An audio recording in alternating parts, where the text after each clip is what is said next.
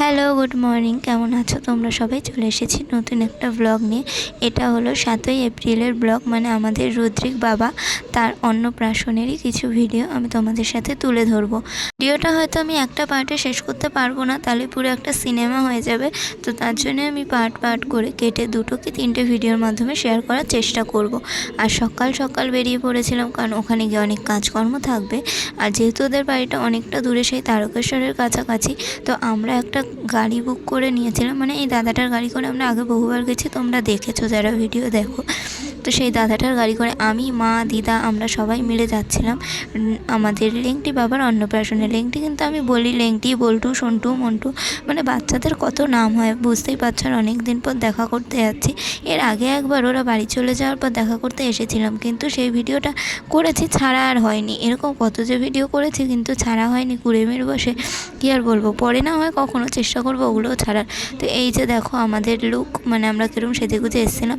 আর গাড়িতে আমাদের অবস্থা দেখো, চুলমুল ঝাঁকড়া হয়ে গেছে। তো যাই হোক, এখানে আমরা ওর বাড়ির সামনে চলে এসেছি।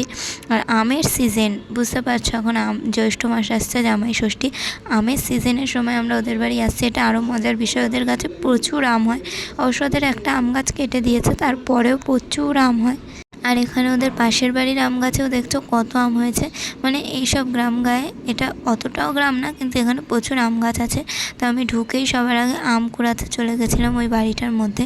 মানে ওখানটা কারোর বাড়ি আছে, কিন্তু তারপরেও আমি গেছিলাম আম কুড়াতে, কারণ মা বলছিল অনেক আম পড়ে আছে। আর হাতে এত আম ছিল যে আমি আর ভালো করে ভিডিও করতে পারিনি আম তোলার। আমি পরে গেলে আবার দেখাচ্ছি।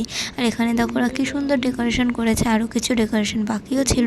আর এই যে হচ্ছে আমাদের রুদ্রিক বাবার জন্য আমরা স্যান্ডো গেঞ্জি আর ধুতি পাঞ্জাবি এনেছিলাম। আর যেহেতু ঈদের দিন আমরা কেনাকাটা করেছিলাম, তো এরকমই একটা টুপি, মানে মুসলিমরা যে টুপিগুলো পরে সেই টুপিগুলো ছিল, একটা জুতো ছিল। আর এখানে এসে দেখছি ও ঘুমাচ্ছে, আর আমাদের আওয়াজ পেয়ে দেখো কী সুন্দর তাকিয়ে পড়েছে। আর অনেক দিন পর দেখা হয়েছে ওর সাথে, খুব ভালো লাগছিলো, মনে হচ্ছিলো ব্যাগে ভরে বাড়ি নিয়ে চলে আসি। যতই হোক, মানে দেখলে না চটকাতে ইচ্ছা করে। আর ওর গাল দুটো বিশেষ করে টুবলু টুবলু গাল, মনে হয় রসগোল্লা ঢুকিয়ে রেখেছে। দেখলেই মনে হয় যে চুমু দিয়ে দিয়ে একদম গাল ভরিয়ে দিই, কিন্তু বাচ্চাদের চুমু দেওয়া উচিত না। আর ওকে দেখতেই পাচ্ছ ফোন দেখলে কীরকম তাকিয়ে থাকে। আর আমি ওর জন্য মেলা থেকে এই গদাটা এনেছিলাম। ও তো গদাটা পেয়ে খুব খুশি, মানে ওরা তো বলতে পারে না, কিন্তু মুখ দেখে বুঝছিলাম খুব খুশি। বারবার খেতে চাইছে, চিপে আওয়াজ করছে, মানে ওটা প্যাপো আওয়াজ হয়। আর আমার মাও শপিং মল থেকে একটা বল এনেছিল। প্রচুর পাওয়া হবে আজকে ওর, কারণ আজকে ওরই তো দিন, অন্নপ্রাশন, প্রথমবার ভাত খাবে, কত কিছু খাবে। আসলে কত কিছুই খায় না, পায়েসটাই মেন হয়তো খাওয়ায়। আর অন্য অন্য জিনিসগুলো শুধু ছুঁয়ে দেয়, কারণ ওরা তো আর খেতে পারে না। আর এতদিন মায়ের দুধ খেয়ে এসেছে, হট করে তেল মশলা দিলে ওদের শরীর খারাপ হয়ে যাবে। আর যেহেতু অনেক দিন পর পর যাই ওকে দেখতে, তো সেই কারণে ওকে দেখলে আর ছাড়তে ইচ্ছা করে না। আর সবাই মিলে কাড়াকাড়ি শুরু করে দেয়। তো যাই হোক, এখানে ওকে নিয়ে একটু বাইরে ঘুরতে বেরিয়েছিলাম। কেউ ভেবো না যে এটা রাস্তা, ওদের উঠোন। ওদের বাড়িতে কিন্তু অনেকটা উঠোন আছে, গাছপালা। আমি তো শুধু ভাবি ও বড়ো হলে এই উঠোনেই দৌড়াদৌড়ি করে বেড়াবে আর গাছে উঠবে।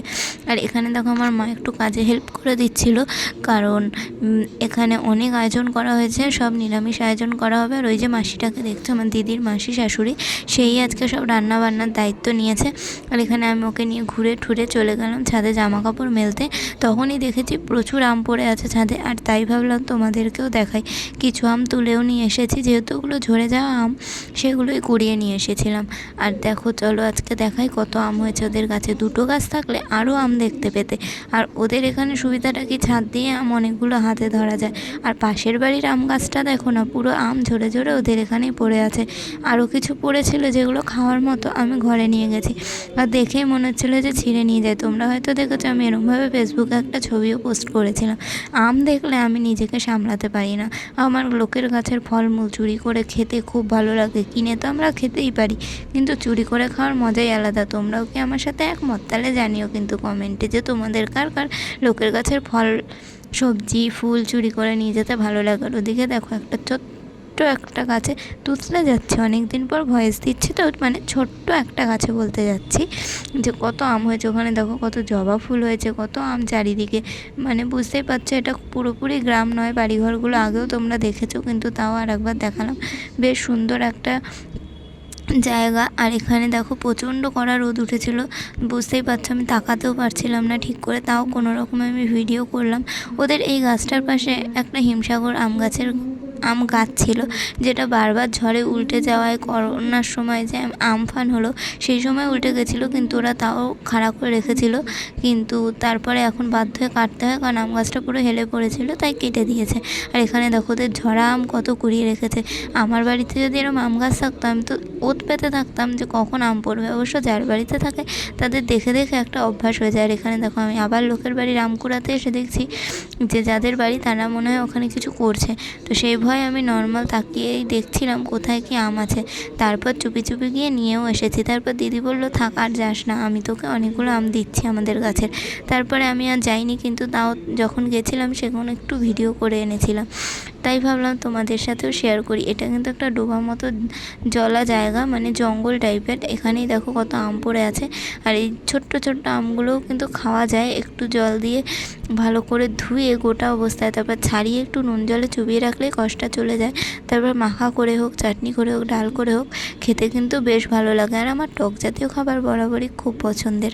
তো সেই কারণেই আমি আমগুলো কুড়িয়ে বাড়ি নিয়ে যাচ্ছি। আর একটা তোমাদেরকে কথা বলি, এই যে লেংটির অন্নপ্রাশন হচ্ছিল, মানে রুদ্রিকের 7 তারিখ, আর আমাদের 8 তারিখ হচ্ছে দীঘা যাওয়ার কথা। তোমরা তো আমাদের দীঘার অনেক ছবি দেখেইছো, কোনো ভিডিও আমি এখনও ছাড়িনি, কিন্তু ছবি তোমরা দেখেছো। তাই ভাবলাম আগে যেহেতু আমি অন্নপ্রাশনে গেছি, তো অন্নপ্রাশনের ভিডিওটাই আমার আগে ছাড়া উচিত।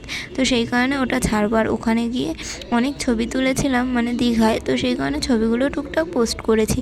তো তোমরা বুঝে নিও, মানে আমি 7 তারিখ লেংটির অন্নপ্রাশনে গেছি, 8 তারিখ গেছি দীঘায়। আর এখানে দেখো কত আম পড়ে আছে, আর এরা নাকি তোলেও না, কি বলবো। আর আমি এখানে থাকলে তো সারাদিন সারা পাড়া আম কুড়িয়েই বেড়াতাম মনে হয়। তো যাই হোক, আম কুড়াতে কার কার ভালো লাগে জানি, আমার তো খুব ভালো লাগে। আর সেদিন প্রচুর আম কুড়িয়ে এনেছিলাম, দিদাকে কিছু দিয়েছি আর কিছু আমি নিজের জন্যে, মানে মায়ের বাড়িতে রেখেছি। আর এখানে দেখো জঙ্গলের মধ্যে কোথায় চলে এসেছে, আমার ভয় নেই যে সাপে ঠাপে কামড়াতে পারে। তারপর এসে আবার আমি আমাদের লেংটি বাবার সাথে খেলা শুরু করেছি।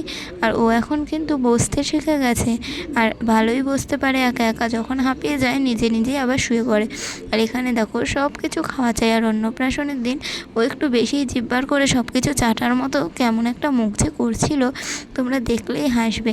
পরের ভিডিওগুলোতেও হয়তো সেই সিনগুলো আছে, মানে যখনই ভিডিও করতে যাচ্ছি বা কিছু করছি দেখছি ও জিব্বার করে চাটছে নিজের ঠোঁট, নাহলে অন্য কিছু।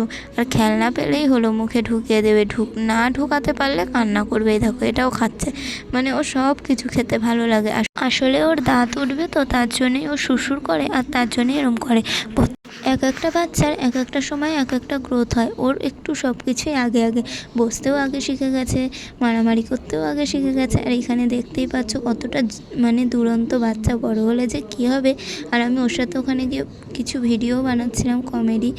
বুঝতেই পারছো ওর মুখের রিয়াকশান দেখে ওর কোনো দুঃখ নেই। তোমরা ওর ছোটোবেলার ভিডিওগুলোও দেখেছো, 1 মাস 2 মাস বয়স থেকে ও আমার সাথে রিলস করে। কখনও রিলস করতে বা নাচানাচি চটকা চটকি করতে কষ্ট হয় না, ওর ওগুলো ভালো লাগে। দিন আমরা বেশ আনন্দ করে সময় কাটিয়েছি, সেগুলোও তোমাদের সাথে পরবর্তী পার্টে শেয়ার করব। এই ভিডিওটা কেমন লাগলো অবশ্যই জানিও, আর সবাই ওকে আশীর্বাদ করো। টাটা।